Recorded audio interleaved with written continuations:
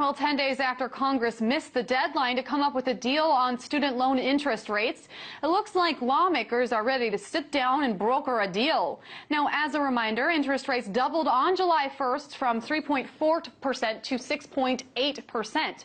But here's what the tentative agreement would do. Interest rates would be tied to a 10-year Treasury bond, meaning that for Stanford student loans, students would pay the Treasury rate plus 1.8%. For Federal Parent Plus loans, interest rates would be tied to that 10-year yield plus 4.5%, and all interest rates would cap at 8.25% for undergraduate students. So, does this agreement solve the problem and get America's higher education system back on track? Well, for more, I'm joined by Richard Fowler, a nationally syndicated radio host, and Natalia Abrams. She's the co-founder of the Student Debt Crisis. Natalia, I would like to start with you. Now, as the co-founder of the Student Debt Crisis, are you happy with this tentative deal that we are now hearing about? Not at all. This is a last-minute a last-minute fix that we were actually unaware of until this morning. You know, yesterday the breaking news was they came to no deal, and this morning, here, behold, we have this deal that none of us wanted. We are expecting future students to continue to pay the price. It does not make sense why interest rates would not be 0.75 the way that Elizabeth Warren talks about, the same rate that the banks borrow at. Yes, it's okay for the next couple of years, but it's already projected in 2016 that graduate students will start to pay more than what they're paying now. So we do not think this is a great fix at all, and we also don't think that this deals with the existing $1 trillion that's currently out there. Now, Richard, this idea is similar to ones that both Republicans and Democrats were putting out before the July 1st deadline. So my first question to you is, why now? Well, I agree with you. I think, and I agree with Natalia, I think the fact that the president put a plan out that would make students subjected to the market was bad. The fact that Republicans put out a plan that would make students subjected to the market, that's also bad. And the fact that the federal government is slated to make $51 billion off of this is also bad.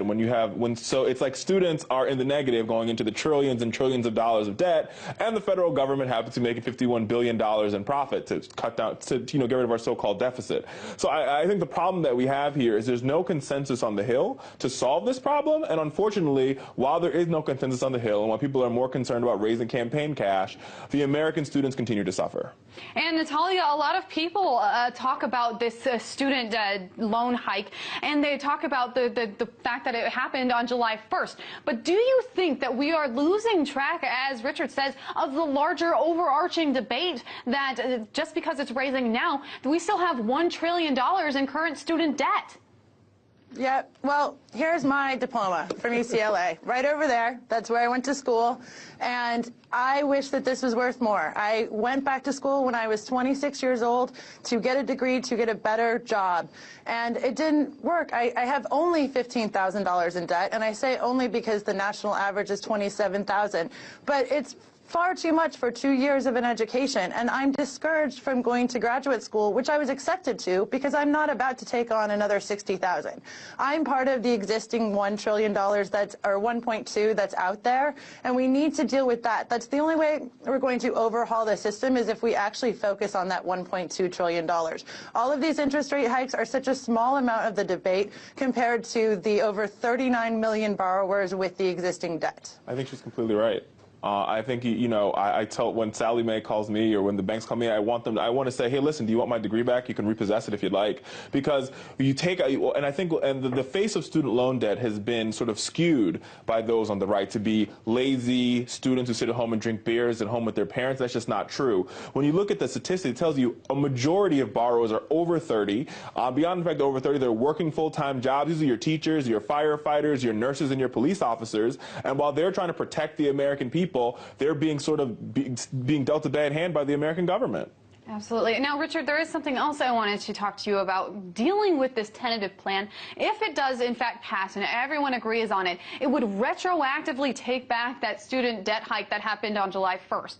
So this is not the first time that we have seen something retroactively not happen. My question to you is, what is the point of having deadlines if it can just be retroactively taken back time and time again? I agree with you. I don't understand why this Congress has put in deadlines. I think it has